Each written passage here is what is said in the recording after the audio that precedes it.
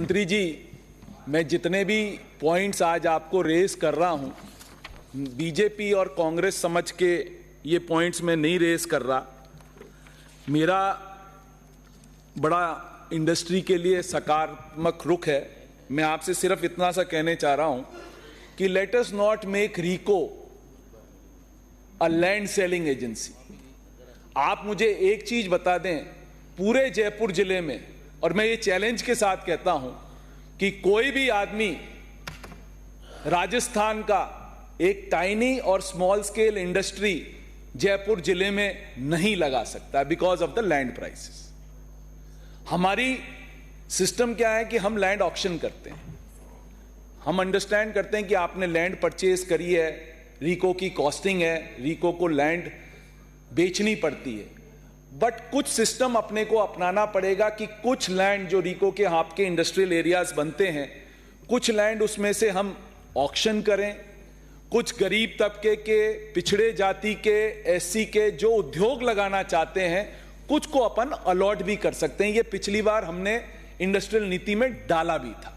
और ये जब तक आप नहीं करोगे, मैं कहता हूं इसमें आप राइडर लगा दीजिए कि जब तक आप इसको 10 साल नहीं चलाओगे आप इसको बेच नहीं पाओगे। यदि सिक इंडस्ट्री है तो आप as RIICO you can take back the land, आप लैंड वापस ले लीजिए अपने पास, जिससे कि कोई भी लैंड माफिया आके उस लैंड को नहीं ले जो अभी तक होता आया है, इतने सालों से होता आया है। ये अपने को कुछ करना पड़ेगा, और नहीं आप करोगे तो मैं ये चैलेंज के कहता हूं थोड़े दिन बाद आप कोई एमएसएमई भी जयपुर जिले में नहीं लगा पाओगे, इतनी लैंड प्राइसेस यहां पर है। दूसरी चीज, एक आपकी नीति है कि एक एसएसओ आईडी जनरेट होती है जिससे रीको अपने चार्जेस लेती है, और मुझे बड़ा दुख के साथ कहना पड़ रहा है क्योंकि due to lack of staff या स्टाफ आपका करता नहीं है, हम लोग खुद आपके सर्विस चार्जेस जमा करना चाहते हैं, बट आपके रीको में एसएसओ आईडी क्योंकि वो रीको वाले बनाते हैं, हमारे को वेट करना पड़ता है 6-6 महीने, for which we are paying interest for no fault of ours. हमें इंटरेस्ट देना पड़ रहा है।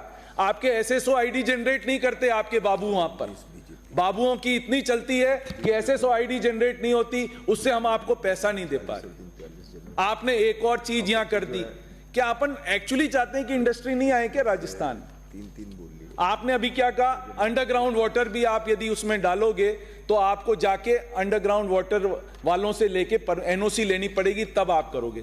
तो जब आप रीको का एरिया डेवलप करते हो, आज आपने बगरू डेवलप कर रखा है, पानी आता है क्या जरा आप पता कर लो।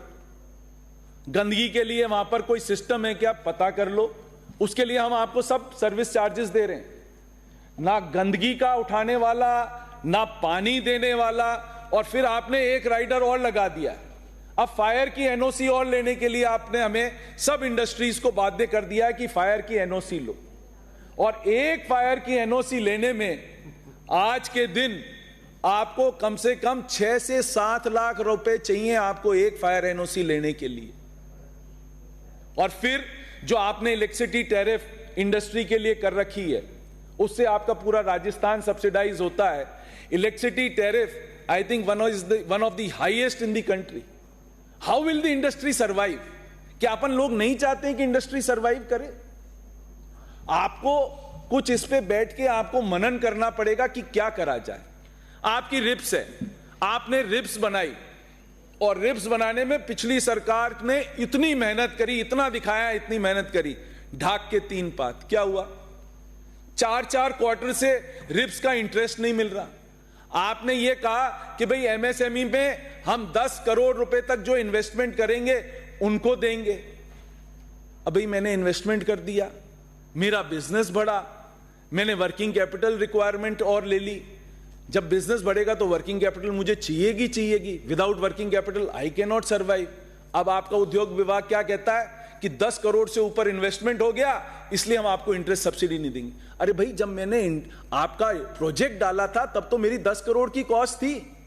If I have been able to increase my business, यदि मेरी वर्किंग कैपिटल रिक्वायरमेंट ज्यादा है तो आपको मेरे को पुराना पैसा तो देना पड़ेगा और नया पैसा भी देना पड़ेगा। 10 करोड़ तक तो आप मुझे पैसा दोगे।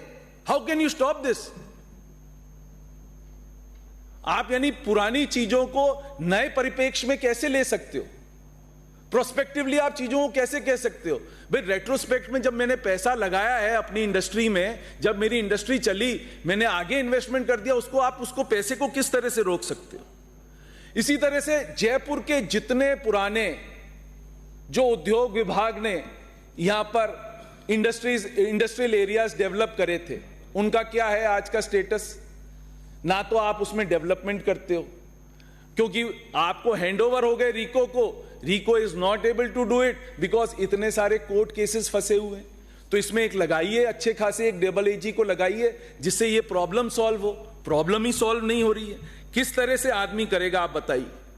और ये जो मुख्यमंत्री वाला जो इंटरेस्ट सब्सिडी वाला मुद्दा है, ये पूरे राजस्थान का मुद्दा है। जिन जिन ने इंडस्ट्री लगाई है उनको इंटरेस्ट सब्सिडी नहीं मिल रही है। लेट्स फॉरगेट इंडस्ट्री सब्सिडी, सिर्फ राजस्थान में इंडस्ट्री इंटरेस्ट सब्सिडी और कहीं नहीं है। आप गुजरात देख लीजिए, आप महाराष्ट्र देख लीजिए। Let us come up with a new industrial policy saying we will not give you industry subsidy, interest subsidy नहीं देंगे, हम आपको देंगे तो कैपिटल सब्सिडी देंगे।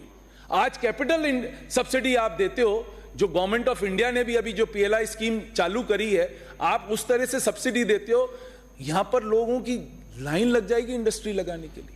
आपको देनी चाहिए कैपिटल सब्सिडी। हम लोग क्या करते हैं, बैठे हुए एयर कंडीशन ऑफिस में without even going into the reality, cut copy paste करा और एक इंडस्ट्रियल पॉलिसी बना दी। आपने कोई फीडबैक लिया क्या इंडस्ट्रियलिस्ट से? आज तक आपने लिया? बजट में लिया किसी इंडस्ट्रियलिस्ट से कोई फीडबैक कि क्या प्रॉब्लम है? कुछ नहीं होता है। सक्सेसिव गवर्नमेंट से किसी ने कुछ नहीं करा। आई कैन चैलेंज कि किसी ने कुछ करा हो तो कोई। आज अपन ने, उस दिन स्पीकर साहब ने क्या कहा कि साहब रिसाइकलिंग बैग, प्लास्टिक यूज नहीं करेंगे, रिसाइकलिंग बैग्स को यूज करो। अरे भाई क्यों? Can you avoid plastic? आप रोजमर्रा की जिंदगी में प्लास्टिक अवॉइड कर सकते हो, पूरे वर्ल्ड में प्लास्टिक आप अवॉइड नहीं कर सकते हो। आपको क्या करना पड़ेगा? आपको रिसाइकिल ऑफ प्लास्टिक इंडस्ट्री करनी पड़ेगी।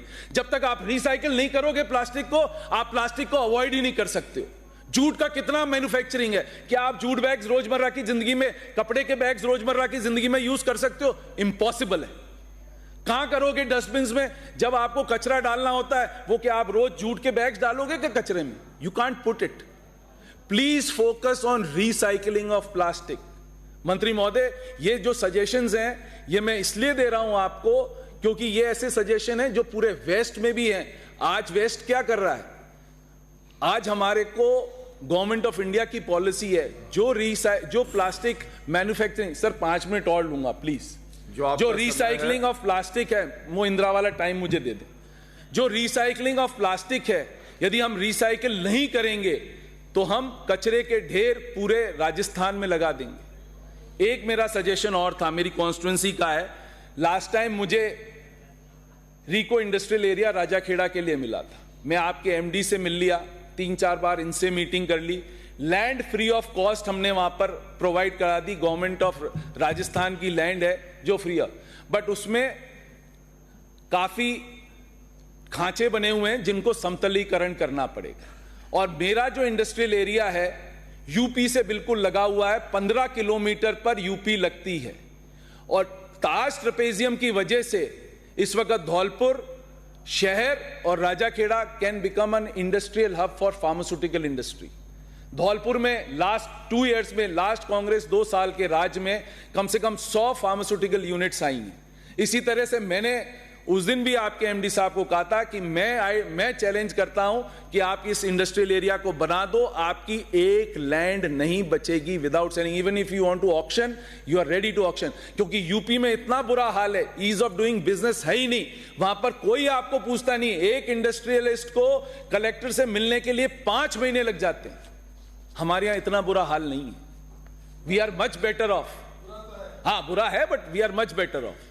तो मैं आपसे ये रिक्वेस्ट करता हूं कि राजाखेड़ा को आप ये रीको इंडस्ट्रियल एरिया दिए, ये रेड टेपिज्म का शिकार नहीं हो, यही आपसे मैं रिक्वेस्ट करता हूं। शीघ्र समाप्त करें माननीय सदस्य। दूसरा एक आपसे और रिक्वेस्ट है, एक आपने आरएफसी बना रखी है, आपने 100 करोड़ रुपया दिया है, it's a sick unit.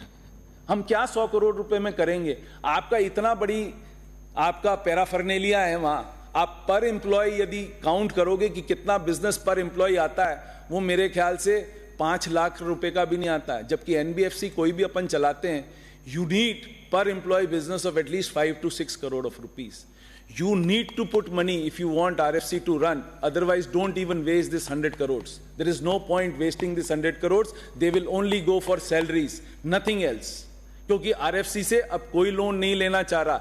As compared to commercial banks, आप लोन बहुत महंगा देते हो as compared to commercial banks. और एक चीज और कह रहा हूं, 1 सेकेंड 2 सेकेंड और, रिको में आपके कई बैड लोन्स हैं जो मैं चाहता हूं कि बजट में आप अनाउंस कराओ, वन टाइम सेटलमेंट स्कीम लेके आओ रिको के, जहां रिको में वन टाइम सेटलमेंट स्कीम की बहुत बड़ी जरूरत है। जब तक आप वन टाइम सेटलमेंट स्कीम नहीं लेके आओगे, क्या करोगे? और एक चीज और, जिससे कि राजस्थान के लोग मर रहे हैं, इंडस्ट्री मिनिस्टर साहब, ये आपको करना चाहिए। हिंदुस्तान जिंक ने कोई सिस्टम नहीं है, जहां मर्जी आती है वहां गार्बेज डाल देते हैं, लेड का कंटेंट लोगों में हो रहा है, अंडरग्राउंड माइनिंग हो रही है, आपके खुद के सदस्य बोल रहे हैं कि इस पे कुछ एक्शन होना चाहिए, बट आज तक कोई एक्शन नहीं हुआ है। मैं आपसे विनती करता हूं, आदमियों को आपको जीवित रखना है तो हिंदुस्तान जिंक के ऊपर आप एक्शन लें, जिससे कि आप और हम मिलके एक राजस्थान को सुंदर राजस्थान बना सकें। श्रीमती दीप्ति